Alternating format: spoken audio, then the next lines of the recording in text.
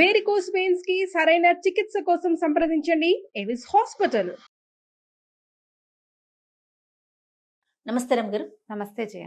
రమగారు, ప్రతి ఒక్కరికి లక్ష్మీ కటాక్షం కావాలి, లక్ష్మీదేవి మా ఇంట్లోనే ఉండాలి, రండి రండి కోరుకుంటుంది కదా. ఏం చేయాలి రమగారు? కొన్ని పద్ధతులు మార్చుకోవాలి జయ. కొంతమంది పుట్టుకతోటే లక్ష్మీ కటాక్షంతో పుడతారు. బోళ్ళని డబ్బు ఉంటుంది, అమ్మా నాన్నలకి డబ్బు జాగ్రత్త ఉంటుంది, పొతపరి లక్షణాలు ఉంటాయి, సంపదని పెంచే అవకాశాలు లభిస్తాయి. మళ్ళీ అక్కడి నుంచి అత్తారింట్లోకి వెళ్ళినప్పుడు వీళ్ళే చదువులై వ్యాపారాల్లోనో ఉద్యోగాల్లోనో ప్రవేశించినప్పుడు డబ్బు వచ్చే లక్షణమే ఉంటుంది, ఆటోమేటిక్గా ఉంటుంది. మిడిల్ క్లాస్ కుటుంబాల్లో ఇది ఏదో చిన్న సంపాదనలు, చిన్న జీవితాలు, పిల్లలు ఏదో చదువుకొని పైకి వస్తారు. ఒక్కొక్కడికి బాగా వస్తుంది. ఒకేలాగా చదువుకుని ఒకే కాలేజీలో ఉండి ఒకే చోట ఉద్యోగాలు వచ్చిన వాడు కూడా ఒక్కొక్కడికి లక్షల కోట్లలోకి వెళ్ళిపోతాడు. ఒకడు లకారాల్లోనే ఉంటాడు, ఒకడు అది కూడా లేకుండా ఉండేవాడు కూడా కనిపిస్తాడు. ఇవన్నీ మనం అంతే రాసుకొచ్చినవి. మొదటిది అది మనమే మార్చలేం, మన పుటక మన పెంపుదల మార్చుకోలేం కదా. అదృష్టాలు, కలిసి రావటాలు, కలిసి వచ్చే కాలం, నడిచి వచ్చే కొడుకొస్తాడు, ఇవన్నీ ఓకే. మన లివింగ్ స్టైల్లో కూడా డబ్బు పద్ధతుల్లో, డబ్బుని హ్యాండిల్ చేసే విధానాలు, మన ఇల్లు వాకిళ్ళు, మన ప్రవర్తన, మన నియమావళి, ఎథిక్స్, ఏదైనా చేసేటప్పుడు సరైన విధానంతో చేయటం, కొంత దైవారాధన, ఇవన్నీ సరిగ్గా ఉంచుకుంటే ఆటోమేటిక్గా లక్ష్మీ కటాక్షం లభిస్తుంది. కటాక్షం అంటే కొంతమందికి అవసరాల కంటే కొంత డబ్బు ఎక్స్ట్రా ఉండాలని కోరుకునే కటాక్షం కొంతమందికి. అవును, కోట్లు కురిసిపోయి మనవాళ్ళ దాకా డబ్బు ఉండాలనుకునే వాళ్ళు కొంతమంది కదా. ఆ మనవాళ్ళ దాకా ఉండాలంటే కొల్లగొట్టాల్సిందే కానీ కటాక్షాల వల్ల అవదది. బాగా చెప్పారు. ఎవరినెత్తనైనా చేయబెడితేనే మనవాళ్ళ దాకా కుదురుతుంది. వ్యాపారస్తులకి ఇది సులువు. వ్యాపారాలు చేసే దాంట్లో 3-4 తరాల దాకా డబ్బు నిలుస్తుంది. ఉద్యోగస్తులు సాధారణంగా ఏదో చిన్న పొన్న వ్యాపారాల వాళ్ళు, ప్రధానమైనది ఉద్యోగస్తులకి ఇది కొంచెం కష్టం కదా. అయితే మన లివింగ్ స్టైల్లో మార్పులు, ఇల్లు వాకిళ్ళు శుభ్రంగా ఉండటం, లక్ష్మీ కటాక్షం. మరి శుభ్రంగా ఉన్న ఇంట్లోకి లక్ష్మీదేవి వస్తుంది జయ, లేకపోతే రాదు. ఇంట్లో పాతవి, చెత్తవి, పురాతనమైన సామాగ్రి, ఎవరివో వస్తువులు ఎప్పుడు మన ఇంట్లో ఉండటం ఎంత ఇష్టమో జయ. మా ఇంట్లో కూడా ఎప్పుడు ఎవరో ఒకళ్ళు ఉంటూ ఉంటాయి. ఎవరో ఒకళ్ళు వస్తారు, చుట్టాలు పక్కాలు ఉండిపోతాయి. వేరే వాళ్ళ బట్టలు, పాత సామాన్లు వాళ్ళవి మీ ఇంట్లో ఉంచుకోవద్దు. 4 రోజులు ఉంటారు అవసరానికి, తర్వాత వాళ్ళని వదిలిపెట్టి వాళ్ళు వచ్చినప్పుడు పంపించేసేయండి వస్తువులు. ఓకే, వాళ్ళ ఉండనివ్వద్దు. వేరే వాళ్ళవి చెప్పులు, వేరే వాళ్ళవి సామాన్లు వేరే వాళ్ళ ఉంచుకోవద్దు. వేరే వాళ్ళు అంటే ఇందులో సొంత అక్కయ్యలు, సొంత తమ్ముళ్ళు కూడా ఉంటారు జయ. అన్నదమ్ములు అనుకో, ఒకళ్ళ వస్తువులు ఒకళ్ళ ఇంట్లో ఉండొచ్చు. అక్కయ్యల వస్తువులు ఉంచుకోవద్దు. వాళ్ళ ఇంటి పేరు వేరు, మన ఇంటి పేరు వేరు కదా, వేరే కదా, ఉంచుకోవద్దు. 4 రోజులు ఉంచుకుంటే వాళ్ళకి ఇచ్చేయండి, జ్ఞాపకం పెట్టుకుని. ఎనర్జీ ఫ్లోస్లో డిఫరెన్స్ వస్తుంది. వేరే వాళ్ళ వస్తువులు మన ఇంట్లో ఉండటం వేరు, బయటికి పంపించేయటం వేరు. మీ ఇంట్లోనే పాత బట్టలు, పాత వస్తువులు, చెత్తా చెదరం సామాను, ఎప్పుడో 5-6 ఏళ్ల క్రితం తీసుకొచ్చిన నూనె టిన్నులు అవి ఉంచొద్దు. వాకిళ్ళకి ఎండిపోయినవి తోరణాలు, ఈ ఊలువి, పువ్వులవి, పేపర్లవి కొనుక్కొస్తుంటారు. అవి దుమ్ముగా అయితే పాత పడితే బయట పారేసి కొత్తవి కొనుక్కోండి, బెటర్. నేనైతే చెప్తాను, అసలు అలాంటివి తగిలించద్దు వాకిళ్ళకి. ఏదైనా పండగ అప్పుడు పెట్టుకుంటామా, పండగ వంగానే దులిపేసి లోపల పెట్టేసుకోండి. అలంకారాలు చేస్తారు కదా, అన్ని వేళ్లాడేసి చేస్తారు. వేళ్లాడేసిన వాడు అన్నీ తీసేసి శుభ్రంగా లోపల పెట్టేసుకోండి. పేపర్లు అంటిస్తారు, అన్నీ తీసేసేయండి. ఇంట్లో పాత నూనె కాగితాలు, కవర్లు, అవి ఇవి చెత్త చెదారం ఉండనివ్వద్దు. ఇల్లు క్లీన్గా ఉంచండి. ఖర్చులు పెట్టేటప్పుడు అవసరమా కాదా అని 2-3 సార్లు బేరీజ్ వేసుకుని ఖర్చు పెట్టండి. ఈరోజు ఖర్చును రేపటికి వాయిదా వేసుకోండి. ఇది పెద్ద మన స్లోగన్ అనమాట. అది ఖర్చుని వాయిదా వేయటం. అది అన్నీ కాదు, కూరలు, నార్లు, పులుసు, పప్పు వాయిదా వేయలేం కదా. పెద్ద ఖర్చుల్ని వాయిదా వేయండి. ఈజీగా కొనుక్కునే విధానాలు ఏమున్నాయో అవి యాప్ చేయండి. శుక్రవారం ఖచ్చితంగా దీపారాధన చేసుకోవటం, ఇంట్లో నమస్కారం చేసుకోవటం, వీలైతే ఒక దేవాలయ దర్శనం చేయటం. ప్రతిరోజు దీపారాధన చేస్తే చాలా మంచిది. వాకిలి గుమ్మం శుభ్రంగా ఉంచడం, వాకిలి గుమ్మంలో చక్కగా గుమ్మానికి కొంచెం పసుపు కుంకుమ. ఈ పావు గుమ్మాల్లో పాలు పోయటం, వాకిట్లో పసుపు కుంకుమ వేయటం చేయబోకండమ్మా. నేను చాలా నమ్ముతాను జయ. నేను కొన్ని వాకిళ్ళలో చూస్తే శుక్రవారం ముగ్గేసి పసుపు కుంకుమ వేస్తాను. వేస్తారు, నేను చూస్తాను. ఇప్పుడు ఆ పసుపు కుంకాలు ఏనాడు ఎప్పుడు వేస్తారో తెలుసా? అసలు పసుపు కుంకుమ వెయ్యకూడదమ్మా. మీరు వేయాల్సింది ఏమిటి?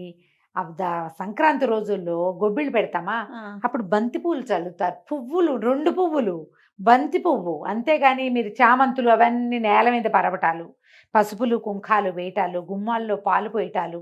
పాలు పోస్తే గుమ్మానికి అటు ఇటు కాసిన పాలు పోయటం. లక్ష్మీదేవి పాల సముద్రాల నుంచి పుట్టింది కదా, ఈ పాలు పోస్తే వస్తుందండి. పాలు పంచామృతాలు. మీరు చిన్న లాజిక్ ఆలోచించండి. ఎక్కడో చదివి ఉంటారు, ఏ గురువు గారో చెప్పుంటారు, అది పోసాకే మనకేదో వచ్చిందని మీరు నమ్ముతారేమో. కానీ ఒక్కసారి కొంచెం చిన్న లాజిక్ ఆలోచించండి. పసుపు కుంకుమ పువ్వులు పరమ పవిత్రమైన వస్తువులు. అవును. కుంకుమ చిటికడు చేయి జారి పడితే ఎంత పీకుతుంది మనసు. అయ్యో అయ్యో అయ్యో పడిపోయింది అదైపోయింది ఇదైపోతుంది అనుకుంటావు. నువ్వే వాకిట్లో వేస్తావా దాన్ని? తొక్కుతాం కదా. ప్రధానమైంది ఎవరెవరో ఏ చెప్పులతోటో ఏ కాళ్లతోటో తొక్కుతారా? తొక్కిన వాడికి తొక్కిన పాపము, తొక్కించిన పాపం నీది, వేసిన వాడిది పెద్ద పాపం కదా. వేయకండి, అక్కర్లేదు. మీరు వాకిలి గుమ్మం శుభ్రంగా ఉంచుకోండి. వాకిట్లో ఒక ముగ్గేయండి చక్కగా.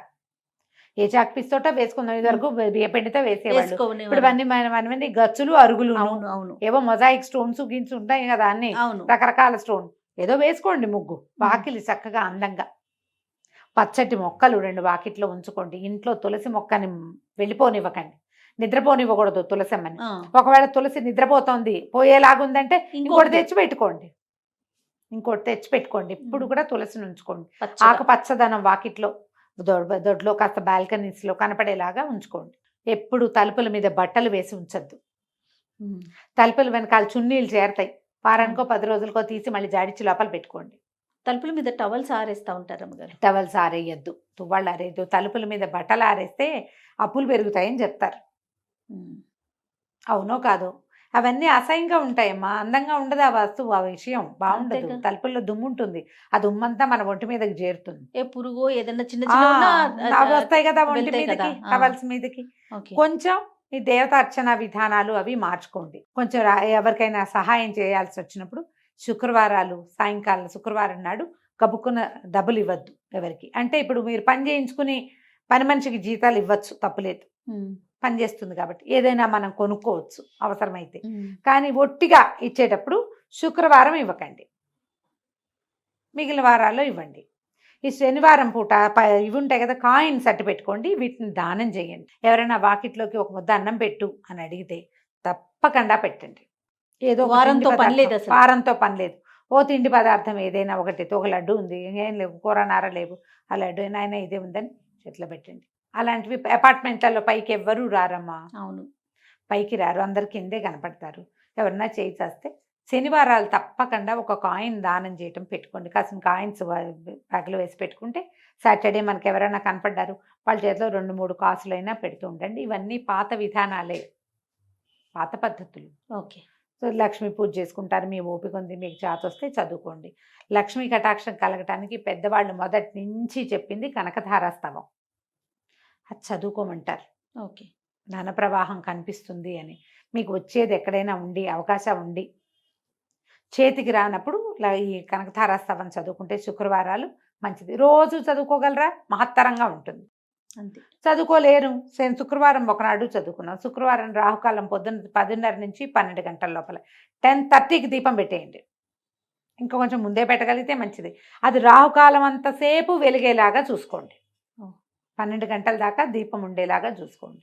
ఏదైనా దేవాలయ దర్శనం చేయండి శుక్రవారాలు. లక్ష్మీదేవి అంటే మామూలుగా విష్ణువాలయాల్లో పక్కన అయ్యవారి పక్కన లక్ష్మీదేవి ఉంటుంది కదా, అమ్మవారు ఉంటారు, అక్కడికి వెళ్ళండి. ఇంట్లోనే లక్ష్మీ పూజ చేసుకునేటట్టయితే పూజ చేసుకోండి. శుక్రవారం మహాలక్ష్మి పూజా విధానం, ఎంత చిన్న పుస్తకం దొరుకుతుంది. నిత్య గౌరీ శుక్రవారం మహాలక్ష్మి పూజా విధానం 5 రూపాయలు 10 రూపాయల పుస్తకం ఉంటుంది. నిదానంగా కూర్చొని చదువుకోండి. తేలికపాటి శ్లోకాలే, బరువు ఉండదు. షోడశోపచారాలు చేసేయండి లక్ష్మీదేవికి. శుక్రవారం మీరు ఓపికగా పూజ చేసుకోగలిగితే అంత శనగపప్పు వేసి బియ్య పాయసం, క్షీరాన్నం చేసేసేయండి. శనగపప్పు లక్ష్మీదేవికి ప్రీతి అని చెప్తారు. అంతే. వీటితో పాటు శుచి శుభ్రత ప్రధానమైంది. మీ ఇల్లు క్లీన్గా ఉండటం. రైట్. అంతే. దాంతో పాటు మీ డైలాగ్ చెప్పట్లేదు. మనసు క్లీన్ గా ఉంచుకోవటం. మనసు క్లీన్గా ఉంచుకోవాలి. చిరిగిపోయిన బట్టలు కట్టుకోకండి అమ్మ. ఓకే. బట్టలు చిరిగినాయి అనుకో, అది కొత్త చీర పారేయలేవు, బాగా గట్టిగా ఉంది, ఏదో పొరపాటు నుంచి కుట్టేసి కట్టుకోండి. ఒక స్టిచ్ వేసేసి దాని మీద కట్టుకోండి. మురికి బట్టలు అవి ఉంచకండి ఇంట్లో. ఎప్పుడు బట్టలు శుభ్రంగా చేసుకోవాలి. ఒకవేళ వారం అంతా కుదరలేదు, థర్స్డేకి మొత్తం ఫినిష్ చేసేయండి. విప్పిన బట్టలు అని. శుక్రవారం ఇల్లు క్లీన్గా ఉండాలి. రైట్. అప్పుడు లక్ష్మీ కటాక్షం లభిస్తుంది. తప్పకుండా రమ్మగారు. నమస్తే. నమస్తే జీ. సుమన్ టీవీలో మీ పర్సనల్ అండ్ బిజినెస్ ప్రమోషన్స్ కోసం కింది నెంబర్కి కాంటాక్ట్ చేయండి.